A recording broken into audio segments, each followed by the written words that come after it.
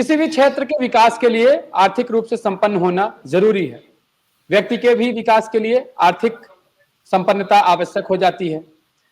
आर्थिक संपन्नता कैसे आएगी, क्या है विंध्य में आर्थिक संपन्नता की स्थिति, आर्थिक विकास कैसे होगा, विंध्य को मिलेगा कैसे न्याय, इन सभी पहलुओं पर चर्चा करेंगे। हमारे साथ अपना पंच 100 में चर्चा के लिए जुड़ चुके हैं डॉक्टर राकेश तिवारी। आप अर्थशास्त्री हैं, सहायक प्राध्यापक भी हैं। डॉक्टर राकेश तिवारी का स्वागत है। नमस्कार। साथ ही हमारे साथ जुड़ चुके हैं विपिन तिवारी। आप रिपोर्टर हैं, आप क्षेत्र में लोगों के बीच रहे हैं, जो कुछ लोगों की समस्याएं हैं, जो लोगों के सुझाव हैं, वो लेकर आए हैं और उनसे चर्चा करेंगे विस्तार से। विपिन जी, स्वागत है आपका अपना पंच 100 में। बहुत शुक्रिया। चर्चा की शुरुआत करते हैं हम डॉक्टर राकेश तिवारी के साथ। आप कैसे देखते हैं क्षेत्र में, यदि विंध्य क्षेत्र की हम बात करें, रीवा, सीधी, सतना, शहडोल, उमरिया, अनूपपुर की बात करें, तो यहाँ के आर्थिक विकास की स्थिति को आप कैसे देखते हैं डॉक्टर राकेश तिवारी? देखिए अखंड जी, आपकी जो शुरुआत हुई वो आर्थिक संपन्नता को लेकर के हुई, और जब आर्थिक संपन्नता की बात करते हैं तो आर्थिक कल्याण और विकास के बीच का संतुलन ही होना चाहिए, और अगर इनके बीच असंतुलन है तो वो आर्थिक समस्याओं को जन्म देता है। और अगर मैं आंकड़ों के नजरिए से जाना चाहूं, और जब मैं विंध्य की आर्थिक समस्याओं पर गौर करता हूं, वही समस्याएं गरीबी, बेरोजगारी, पलायनवाद, जो किसी भी विकासशील देश की समस्या है, वही विंध्य की समस्या है। पर विंध्य ज्वलंत इसलिए हो जाता है कि इसकी समस्याएं प्रायोजित है, प्राकृतिक नहीं। क्योंकि प्राकृतिक संसाधनों से तो यह क्षेत्र भरा पड़ा हुआ है, लेकिन जिस तरह से यह प्रायोजित है, जिस तरह से विंध्य को आगे बढ़ने में हमारी नियोजन का योगदान होना चाहिए, वो योगदान नहीं हुआ है। अगर मैं आंकड़ों की जुबानी आपसे बात करूं तो विंध्य की कुल आबादी जो है वो लगभग 1,15,00,000 की होगी, और जब इसके की तुलना भारतीय राष्ट्र के प्रति व्यक्ति आय से हम करते हैं, तो विंध्य की जो प्रति व्यक्ति आय है वो लगभग 45,655 रुपए प्रति वर्ष है। यहाँ हर दूसरा आदमी गरीबी रेखा के नीचे है। मध्य प्रदेश का हर 5वां व्यक्ति जो गरीब है वो विंध्य से आता है। इसलिए अगर हम खाली एक अकेले रीवा की ही बात करते हैं तो लगभग 37% के करीब प्रतिवर्ष गरीबी का स्तर यहाँ बढ़ रहा है। अब हमारा दृष्टिकोण अगर हम बेरोजगारी की बात कर लें तो बेरोजगारी यहाँ 9.3% समथिंग की दर से प्रतिवर्ष बढ़ रही है, और उसका एक सिंपल कारण है कि यहाँ पर अपॉर्चुनिटीज नहीं है, एक्सपोजर्स नहीं है। हमारी परंपरागत सोच हमें आगे बढ़ने नहीं देती है।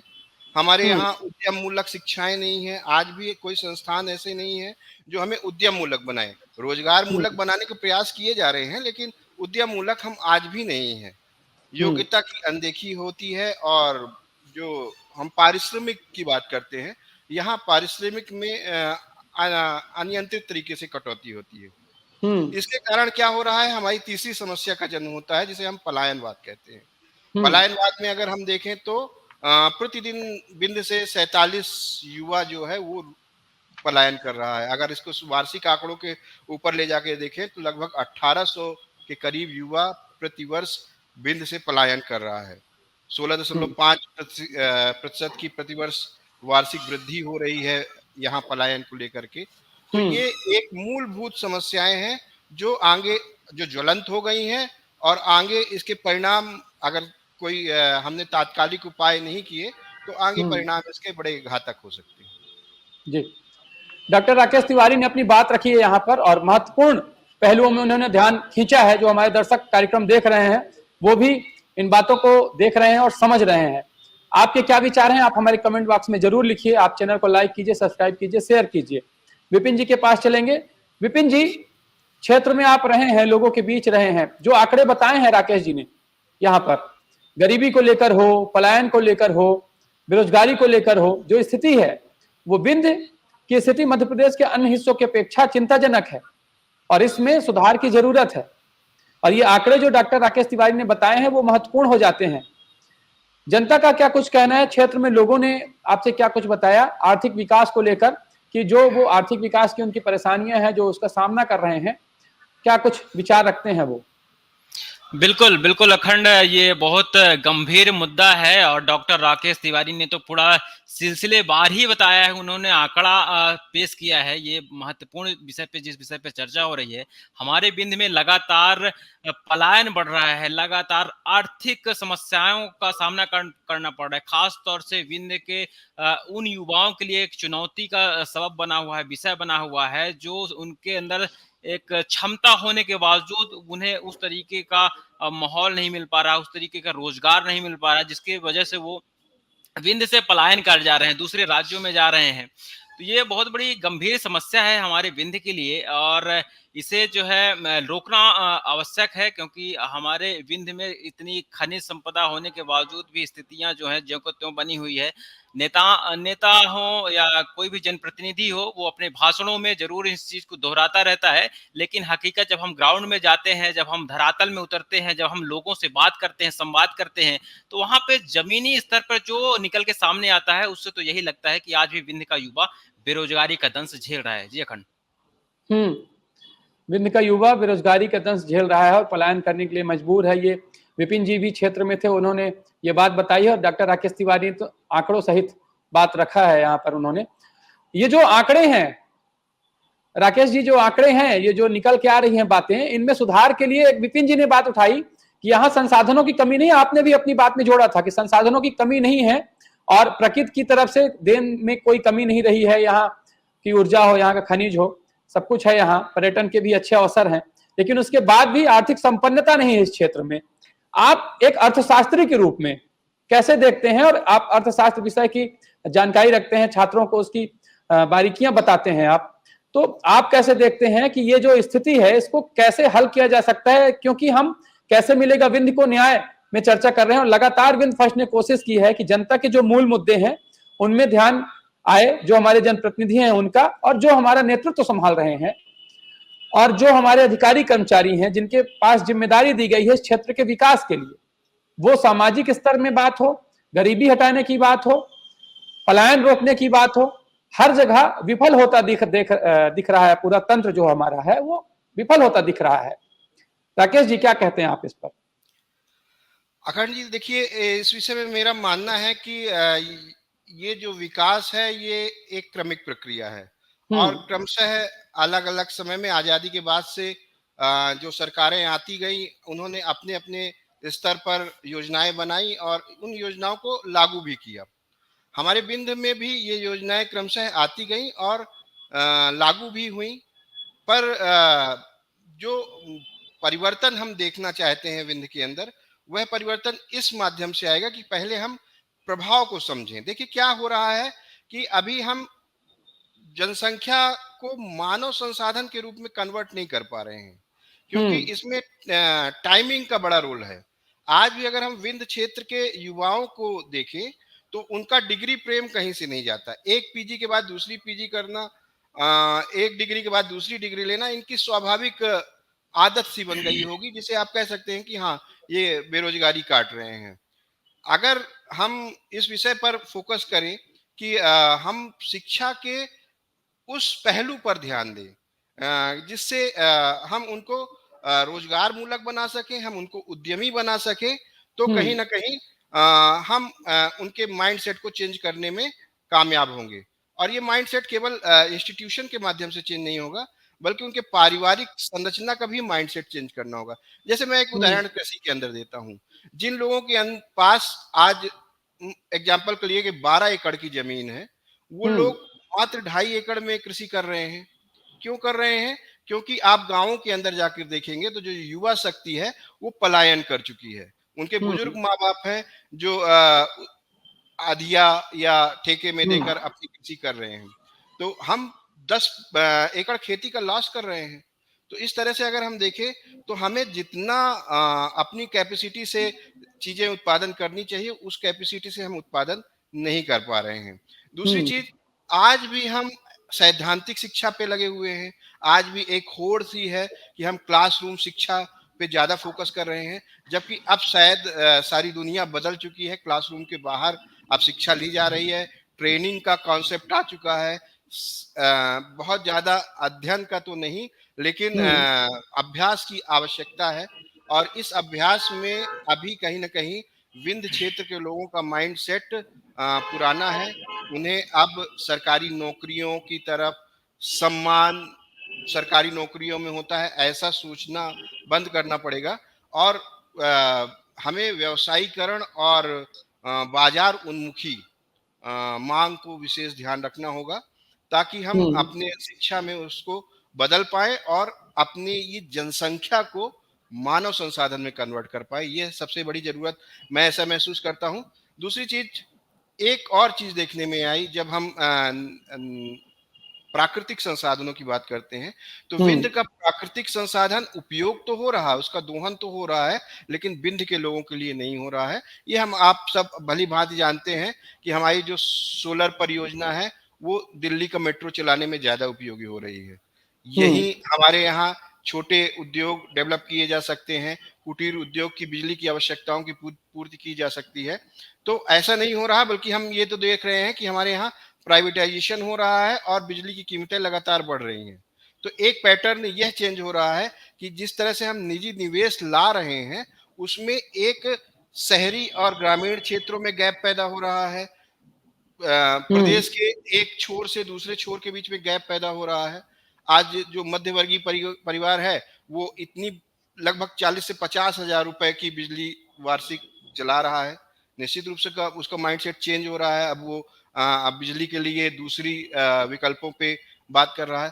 तो सबसे बड़ी ज़रूरत है कि हमारे को भगवान ने तो बहुत कुछ दिया है, लेकिन हमारी नीतियाँ, हमारे नियत जो है, हमारे संसाधनों का यूँ कहें कि संसाधनों का भी हमारा पलायन करा रहे हैं। यह एक जो पैटर्न है वो बदलना चाहिए और गाँव और शहर की क्षमताओं के हिसाब से गाँव और शहर के लिए विकास कार्यक्रम बनाए जाने चाहिए।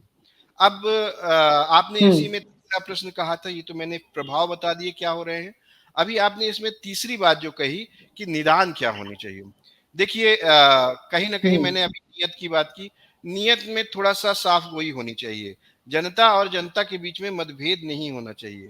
आज सरकार की मुफ्त वितरण योजनाएँ जो चल रही हैं, वो कहीं न कहीं हमारे श्रम को आलसी साबित कर रही हैं। हमारे श्रम को आगे ना सोचने के लिए एक नया मापदंड दे रही हैं, जिससे विकास रुक रहा है। डॉक्टर राकेश तिवारी से हम जानना चाहेंगे कि जो ये आर्थिक विपन्नता है, संपन्नता नहीं हो पा रही यहाँ गरीबी, पलायन, बेरोजगारी की दर बढ़ती ही जा रही है, तो इसके लिए जो मूल कारक हैं और जो ये समस्या है, उसको आप कैसे देखते हैं? देखिए अखंड जी, ये जो संपन्नता या आपने विकास की बात की, ये तो दीर्घकालिक प्रक्रिया हो जाती है। लेकिन जब हम इस प्रक्रिया में के नजरिए से गरीबी, बेरोजगारी और पलायनवाद को देखते हैं और विंध्य क्षेत्र के युवाओं को देखते हैं, तो जो पैटर्न निकल के आ रहा है कि जो मूलभूत रूप से आजादी के बाद विंध्य को चाहिए था, वो नहीं मिल पाया है। क्योंकि जब हम इसकी आबादी देख रहे हैं, तो आबादी तो निरंतर बढ़ रही है, किंतु यह आबादी उत्पादकीय नहीं हो पा रही है, उपयोगी नहीं हो पा रही है। जैसे आज भी हम जनसंख्या को एक मानव संसाधन के रूप में कन्वर्ट करने का प्रयास कर रहे हैं, लेकिन जो प्रक्रिया हम अपना रहे हैं या हमारी जो हमारी संस्थाएं हैं, वो अभी आज भी पुरानी पद्धतियों पे ही चल रही हैं। मेरा कहने का मतलब ये है कि आज समाज का दृष्टिकोण और बाजार का दृष्टिकोण पूरी तरह से बदल चुका है और उसके हिसाब से हमें केवल एक रोजगार की आवश्यकता नहीं है, हमें उद्यमी मूलक भी होना चाहिए और उसके लिए जो हमारे नीतिगत प्रयास होने चाहिए और जो पारिवारिक प्रयास होने चाहिए, दोनों में ही बहुत ज्यादा पिछड़ापन है, क्योंकि हम टाइमिंग का ध्यान नहीं रख रहे हैं। आज समय तेजी से बदल रहा है, उसके हिसाब से हम नहीं जा रहे हैं, क्योंकि जैसे ही आर्टिफिशियल इंटेलिजेंस आएगा, मशीन लर्निंग आएगी, तो जो उपलब्ध रोजगार है वो भी जाएंगे।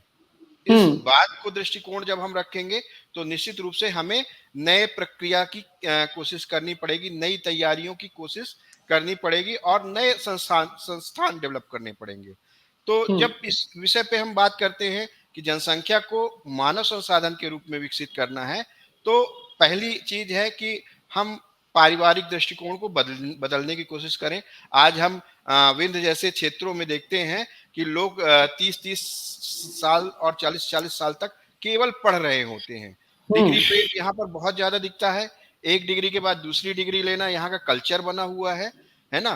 तो ये प्रेम हमें ज्यादा उत्पादकीय नहीं बनाता है। तो कोशिश यह होनी चाहिए कि हम पहले से ही यह तय करें कि केवल हमें सरकारी जॉब में जाके सम्मान नहीं प्राप्त करना है, हमें अपनी उपयोगिता को सिद्ध करना है। और उपयोगिता की सिद्धता की जब बात आती है तो केवल वह बौद्धिक नहीं रह जाती है, शारीरिक और तकनीक भी हो जाती है। तो हमारे जो पारिवारिक सोच है उसमें एक बड़ा परिवर्तन लाने की आवश्यकता है। जैसे हम कृषि की बात करते हैं तो कृषि के विषय में अगर मैं जैसे उदाहरण देता हूं कि हमारे यहाँ अगर किसी किसान के पास 12 एकड़ की जमीन है तो वो मात्र 2 या 2.5 एकड़ पर कृषि कर रहा है, क्योंकि उसके यहाँ कोई नौजवान बेटा या बेटी नहीं है जो हैं तो, लेकिन वो पलायन कर गए हैं और पलायन करने से कोई नौजवान ऊर्जा उस खेत में काम नहीं कर रही है, तो वह उसको ठेके पे या आधिया में देके काम चला रहे हैं। तो हम अपनी जमीन का पूरी तरह से उपयोग नहीं कर पा रहे हैं।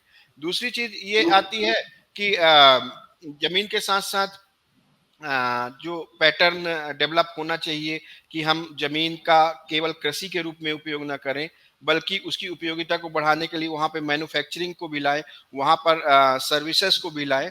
वो सारी चीजें आज देखने में नहीं मिलती हैं, क्योंकि हम दूसरे देशों की अगर बात करते हैं, थाईलैंड और बैंकॉक जैसे देशों की, वो अपनी जमीन पर कृषि भी कर रहे हैं, बागवानी भी कर रहे हैं, एग्रीकल्चर हस्बेंड्री भी कर रहे हैं, वहां पे वो शहद भी निकाल रहे हैं, वहां पे मछली भी पाल रहे हैं अपनी उसी 12 एकड़ की लैंड पे।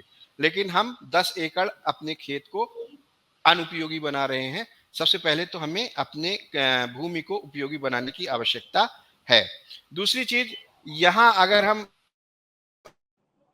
संसाधनों की बात करें, भगवान ने विंध्य को बहुत नवाजा है, कोयले से नवाजा है, चूने से नवाजा है, जंगल के यहाँ पे वन क्षेत्र भरे पड़े हुए हैं, लेकिन यह सारे संसाधनों का दोहन तो पर्याप्त मात्रा से होता चला रहा है, अंग्रेजों के जमाने से होता चला आ रहा है, लेकिन के लिए विंध्य के लिए इसकी उपयोगिता नहीं है। एक साधारण सा उदाहरण देते हैं कि सौर ऊर्जा तो बहुत बड़ा पावर प्लांट हम अपने यहाँ लगा हुआ है, लेकिन इसका उपयोग अधिकतम उपयोग दिल्ली मेट्रो कर रही है, जबकि हमारे यहाँ अगर छोटे लघु कुटीर उद्योगों की बात करें, उसमें मोटर मशीन लगाने की बात करें, तो उसके हिसाब से हमें जो बिजली की आवश्यकता है उसकी पूर्ति नहीं हो पा रही है, क्योंकि हम ज्यादा से ज्यादा चीजें बेच रहे हैं।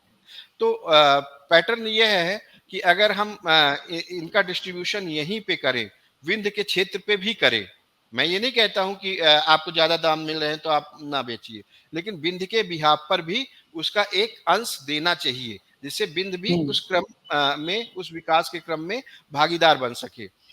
अभी मैं बिजली की बात कर रहा हूँ, आज सारे प्रदेश में बिजली का प्राइवेटाइजेशन हो गया है और बिजली के रेट बढ़ रहे हैं। अब तो प्रीपेड भुगतान की भी बात हो रही है। ऐसी स्थिति में लोगों ने पैटर्न चेंज किया हुआ है, लोग अब वैकल्पिक ऊर्जा की तरफ जा रहे हैं। अच्छा है, वैकल्पिक ऊर्जा की तरफ जाना अच्छा है, लेकिन यह जाना नहीं हुआ, ये तो एक प्रकार से धकेलना हुआ। तो अगर महंगी बिजली मिलेगी लोगों को, तो लोगों का सर्वाइवल धीरे धीरे मुश्किल होने लगेगा, क्योंकि हर आदमी वैकल्पिक साधनों का उपयोग नहीं कर सकता है। दूसरी चीज, जो अगली चीज मैं कहना चाहता हूँ, वो है निवेश का पैटर्न। हमारे यहाँ बहुत सारे निवेश के योजनाएं बनाई जाती हैं, निवेशकों को आमंत्रित किया जाता है, लेकिन जो ये निवेश का पैटर्न हो रहा है वो हमारे प्रदेश के एक हिस्से के दूसरे हिस्से से अलग कर रहा है, गैप पैदा कर रहा है, या गांव से शहरों को के बीच में अंतर पैदा कर रहा है। शायद यही कारण है कि गांव से ज्यादा लोग पलायन कर रहे हैं। आज हमारे यहाँ, आप पूरे भारत के नक्शे को उठाकर देख लीजिए, हमारे यहाँ पूर्व से पश्चिम की तरफ पलायन कर रहा है, होता चला जा रहा है, जबकि खनिज संसाधन आपको पूर्व में ज्यादा मिलेंगे, लेकिन जो उद्योग धंधे हैं वो पश्चिम में ज्यादा मिल रहे हैं, इसलिए एक पूरी आबादी का जो है पलायन हो रहा है।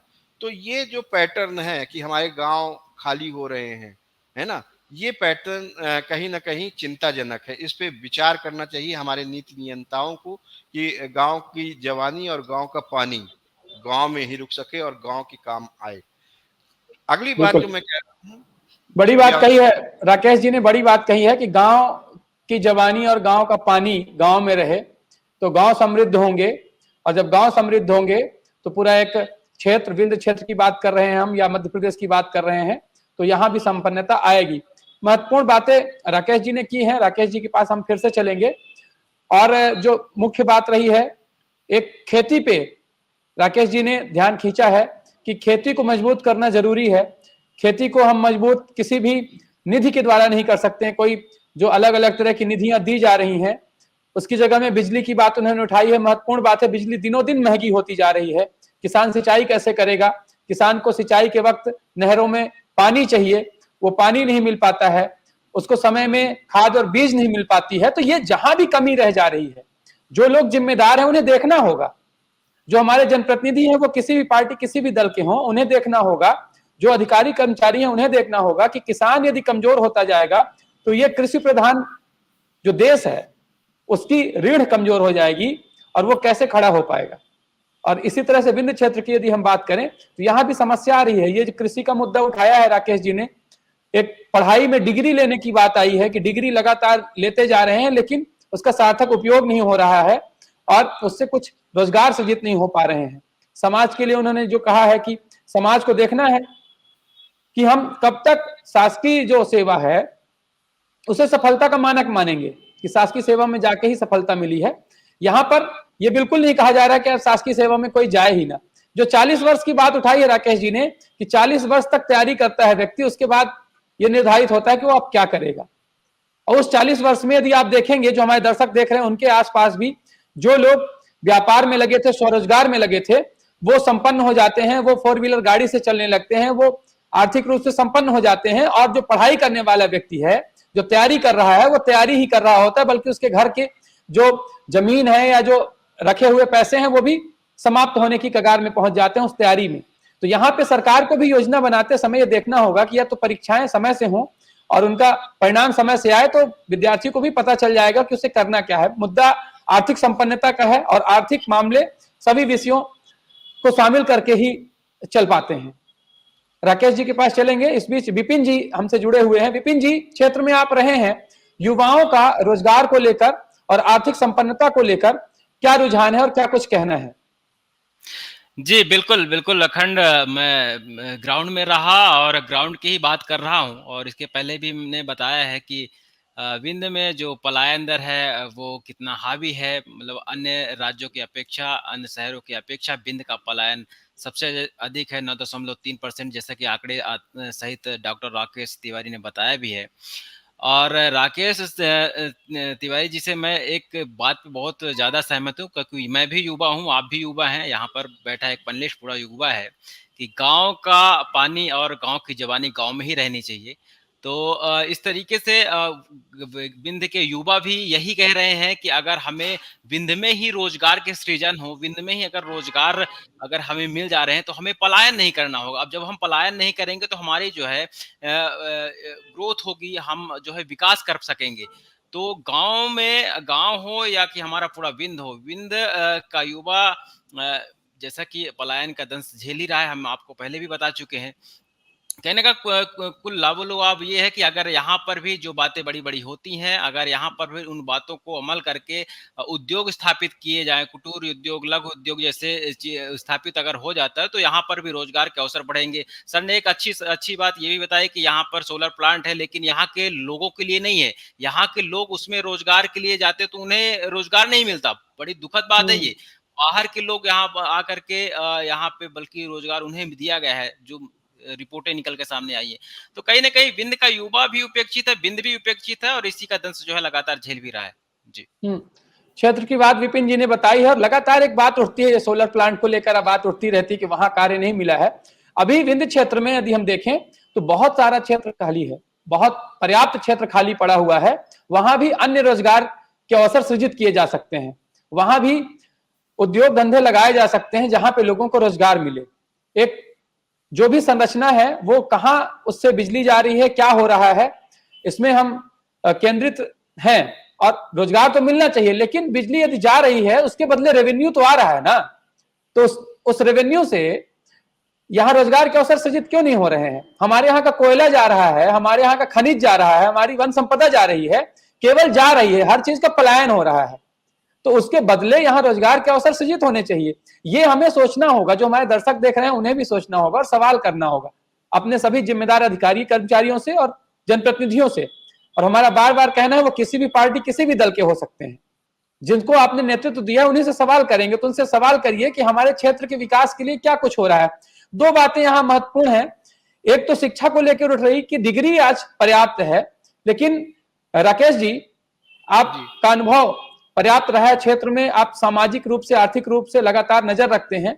यदि आप पहले देखें तो लोग 5वीं 8वीं और 12वीं तक पढ़ाई करके और अच्छे पदों में रहे हैं, उसके बाद आज डिग्री होने के बाद भी रोजगार के अवसर नहीं मिल पा रहे हैं। क्या स्थितियां हैं वो देख ही रहे हैं, परीक्षाएं कैसे हो रही हैं और क्या कुछ तंत्र है उसमें। हमारे अलग अलग कार्यक्रम हुए हैं, हम उनको इसमें शामिल करेंगे तो चर्चा लगातार बढ़ती जाएगी। पहलू महत्वपूर्ण है, आर्थिक बातों से जुड़ा हुआ है।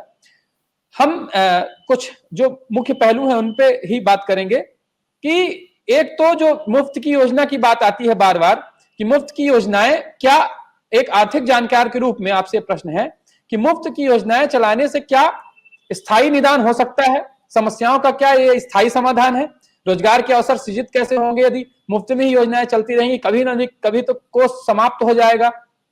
तो किसान को क्या मुफ्त में राशि देकर उसकी समस्या को हल किया जा सकता है, या उसे बिजली पानी और खाद देकर समस्या में सहयोग किया जा सकता है। बिजली लगातार महंगी होती जा रही है, उसकी भी बात यहाँ पर आई है। तो ये जो मुफ्त की योजनाएं हैं, और एक बिजली को लेकर बात है, हमारे ही किसी कार्यक्रम में एक सुझाव आया था कि जो राशि दी जा रही है, अभी हाल ही में एक नई योजना बहुत चर्चा में रही है, चुनाव हो चुके मध्य प्रदेश में, किसी राजनीतिक दल और किसी व्यक्ति विशेष से मतलब नहीं है, जो राशि मुफ्त में दी जा रही है। यदि आप सोचें कि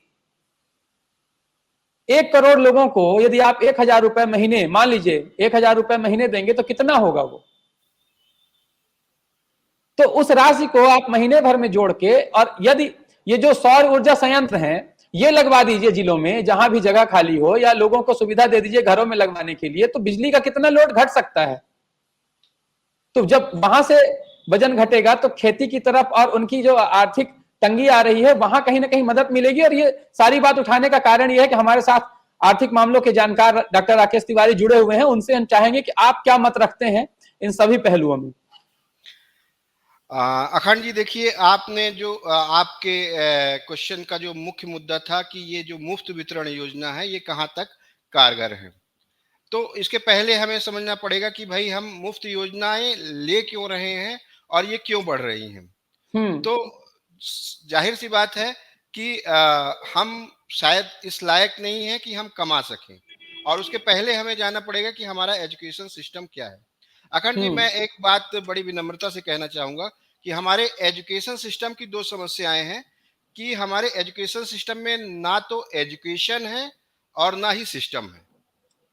यानी यहाँ पे जिस शिक्षा के लिए लोग जा रहे हैं उस शिक्षा की कोई अनुप्रयोग नहीं है, हम जो पढ़ रहे हैं उसका हम बाजार में कोई उपयोग नहीं कर पा रहे हैं।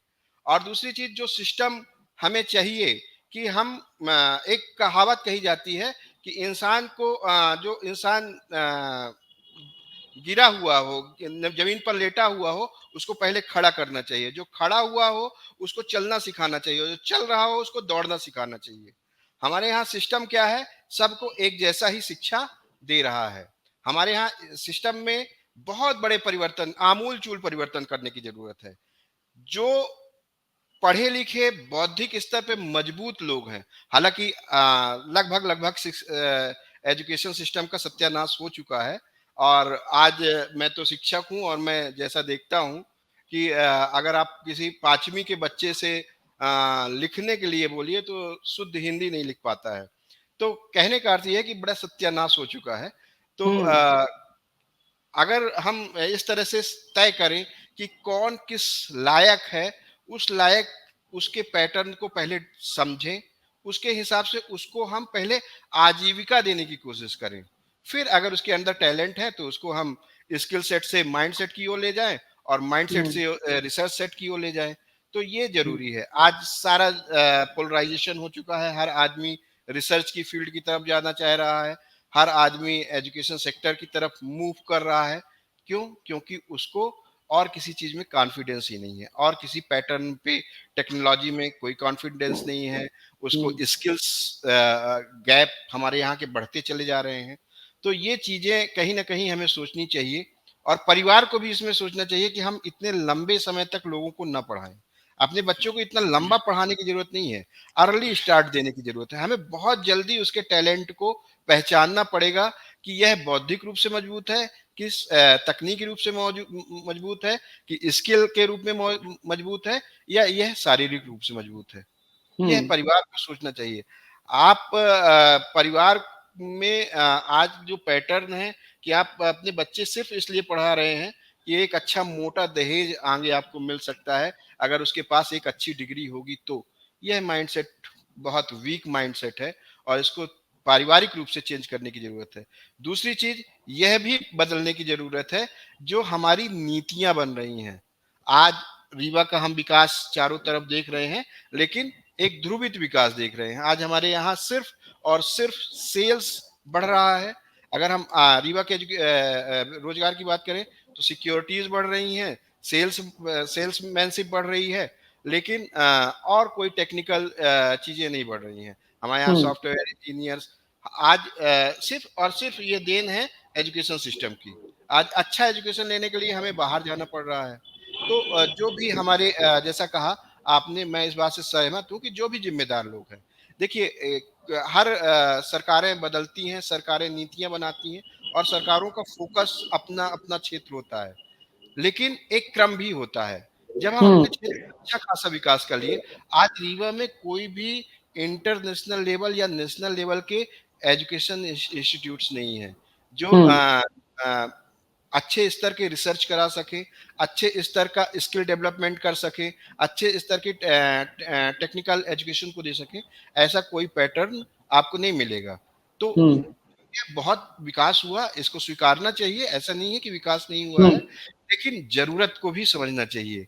आज हम अच्छे इंस्टीट्यूट की दरकार है रीवा में कि एक राष्ट्रीय स्तर या अंतर्राष्ट्रीय स्तर का भी इंस्टीट्यूट खुले और हर पहलू में खुले। केवल सैद्धांतिक पक्ष ही नहीं, इसका प्रैक्टिकल पक्ष, व्यवहारिक पक्ष को बहुत ज्यादा बढ़ाने की आवश्यकता है। तो अगर हम इस गैप को कम करने में सफल हो पाए तो निश्चित रूप से हम रीवा के जननायकों से या रीवा से जो अपेक्षा करते हैं वो रीवा में ही हम प्राप्त कर सकते हैं। जी, डॉक्टर राकेश तिवारी ने अपनी बात रखी है और दर्शकों को मैं बताना चाहूंगा कि जब रीवा की बात होती है तो वो केवल रीवा की बात नहीं, विंध्य की बात है, क्योंकि विंध्य क्षेत्र, विंध्य प्रदेश की कभी राजधानी रहा है रीवा, और राजधानी की जब स्थितियां इस तरह से हैं तो अन्य क्षेत्र की बात आप समझ सकते हैं कि ये नेतृत्व कर रही है बात पूरे विंध्य की। रीवा, सीधी, सतना, शहडोल, उमरिया, अनूपपुर, कहीं की भी स्थिति हो, ये हर जगह लागू होती है कि हमें देखना होगा कि अवसर कितने हैं और ये जो आर्थिक संपन्नता है वो कैसे आएगी। वो मिले जुले प्रयास से ही संभव है। और यहाँ जो परिवार और समाज के ऊपर भी बात आ रही है कि जो एक मानक निर्धारित है दिमाग में, उसे भी चेंज करना होगा।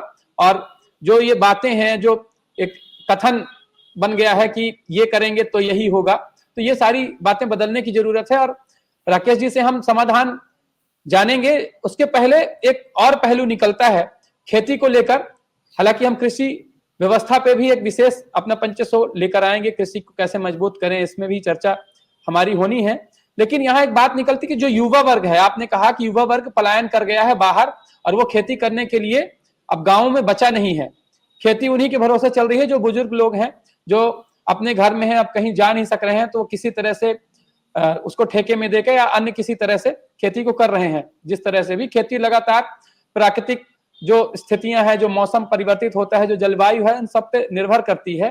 तो इसके बाद खेती घाटे में जाने के कारण लोग खेती नहीं कर पा रहे हैं।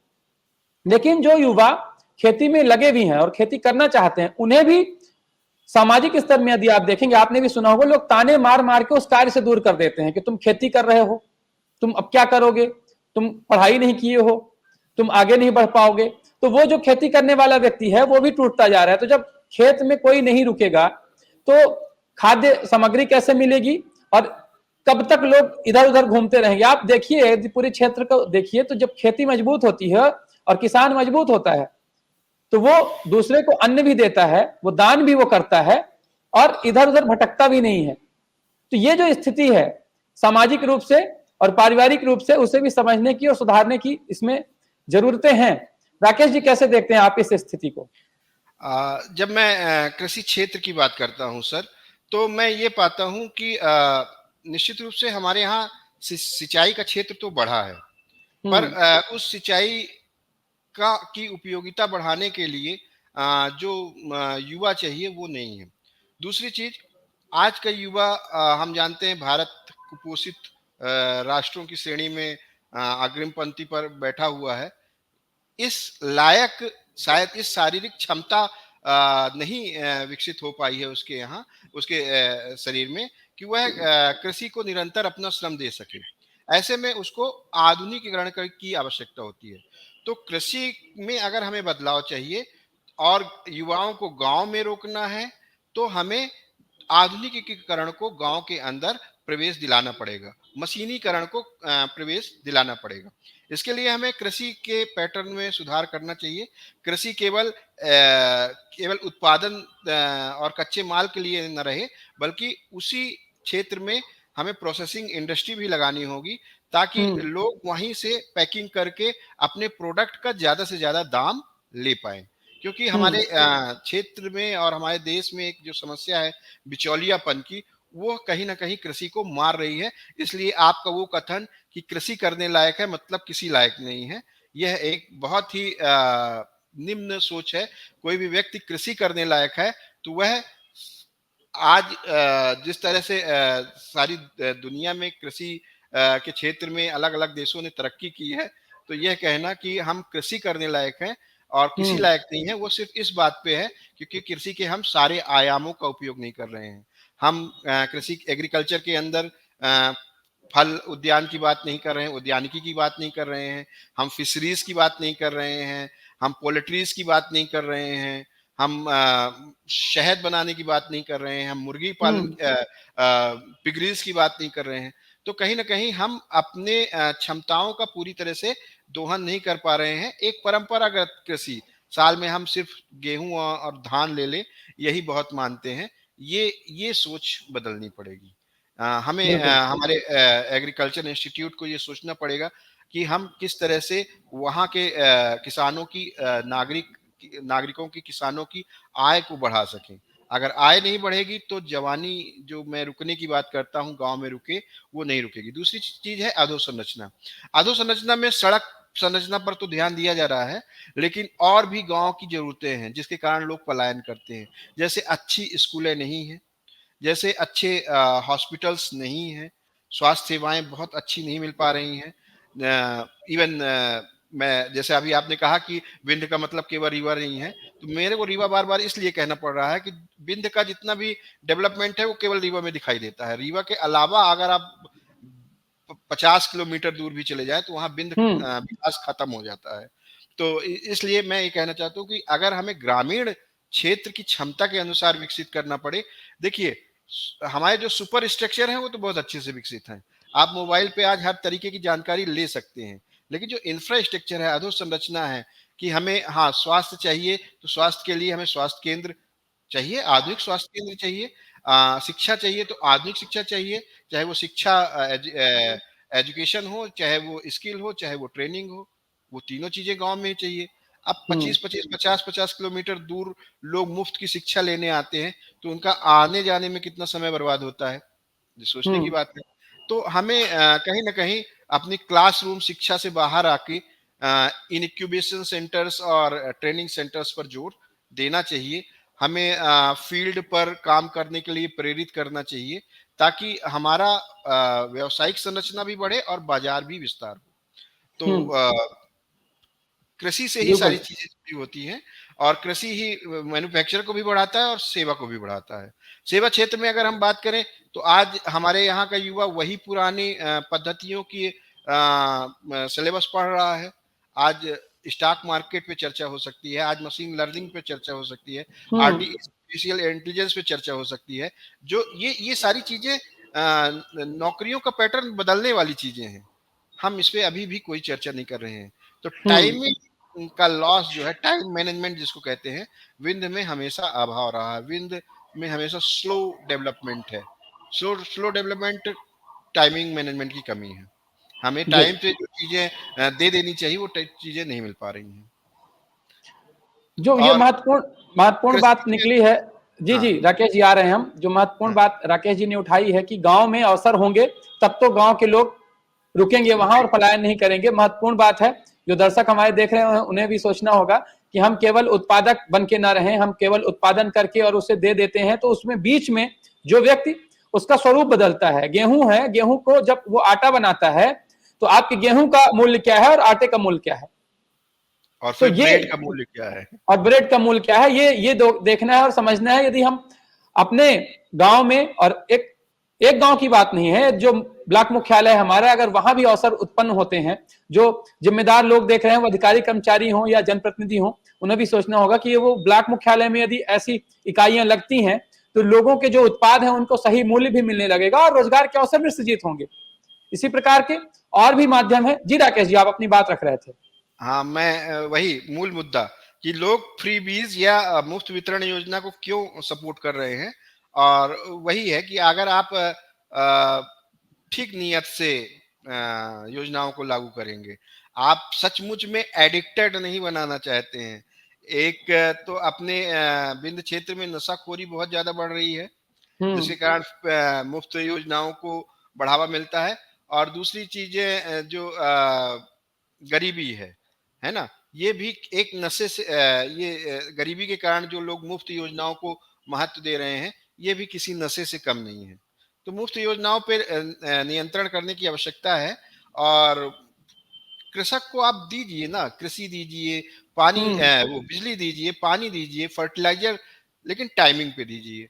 दूसरी चीज जैसे स्ट्रक्चर की बात की, आप स्ट्रक्चर दीजिए तो लोग टाइमिंग पे आना शुरू करेंगे, उनका टाइम मैनेजमेंट बनने लगेगा और उत्पादन बढ़ने लगेगा, आय बढ़ने लगेगी। आय ही मेन समस्या है लोगों को माइग्रेट होने के लिए, लोगों को पलायन करने के लिए। आय अगर बढ़ रही है तो फिर कोई वजह ऐसी नहीं है कि आप प्रदूषण युक्त शहरों में अपने जीवन को ढूंढ रहे होते हैं, जहां आपको पानी शुद्ध नहीं है, आपके भोजन का ठिकाना नहीं है, असुरक्षा का अभाव है। आप गांव में अपने पारिवारिक संरचना के साथ मजबूती से जीवन यापन कर सकते हैं। बिल्कुल, राकेश जी ने जो बात यहाँ पर कही है कि ये जो स्थितियां हैं उनमें सुधारने के लिए जरूरी है कि हम जागरूक रहें, हम ये देखें कि हमारे क्या हित में है वर्तमान के, और क्या हमारे भविष्य के हित में है, क्या हमारे दीर्घकालिक हित में है, क्या हमारे क्षणिक हित में है। यदि हम इन बातों का ध्यान रखते हैं तो निश्चित ही हमें वो दिखाई देता है कि हमारे साथ क्या अच्छा हो रहा है, क्या खराब हो रहा है, कौन कर रहा है, कौन नहीं कर रहा है। बहुत मुद्दे हैं और बात बड़ी है, क्योंकि आर्थिक संपन्नता जो है, आर्थिक विकास जो है, वो अनेक पहलुओं को अपने भीतर समाहित किए हुए है, और इसमें हम चर्चा करेंगे, लंबी चर्चा चलती जाएगी। राकेश तिवारी जी के साथ बात बहुत अच्छी चल रही है और उनका जो अनुभव है उससे वो अपनी बातें रख रहे हैं। हम फिर से जुड़ेंगे राकेश जी के साथ किसी विशेष चर्चा में, और उन अनुभव को, उन बातों को हम फिर से साझा करेंगे अपने दर्शकों के साथ। दर्शक जो ये कार्यक्रम देख रहे हैं वो अपने सुझाव, अपने प्रश्न कमेंट बॉक्स में जरूर लिखें। महत्वपूर्ण चर्चा है, आपके लिए चर्चा है। चैनल को लाइक करें, सब्सक्राइब करें, शेयर करें। आपकी अपनी आवाज है, जितनी दूर तक पहुंचाएंगे उतनी मजबूती से सुधार होगा इन स्थितियों में। डॉक्टर राकेश तिवारी हमारे साथ इस महत्वपूर्ण चर्चा में जुड़े, आपका धन्यवाद। विपिन तिवारी जी हमारे साथ रहे, क्षेत्र की बातें लेकर आए, विपिन तिवारी जी का धन्यवाद। अपना पंच शो में आज के लिए इतना ही। कल मिलेंगे नए विषय के साथ जो होगा विंध्य के लिए महत्वपूर्ण, आपके लिए महत्वपूर्ण। तब तक के लिए जुड़े रहिए विंध्य फर्स्ट के साथ। नमस्कार।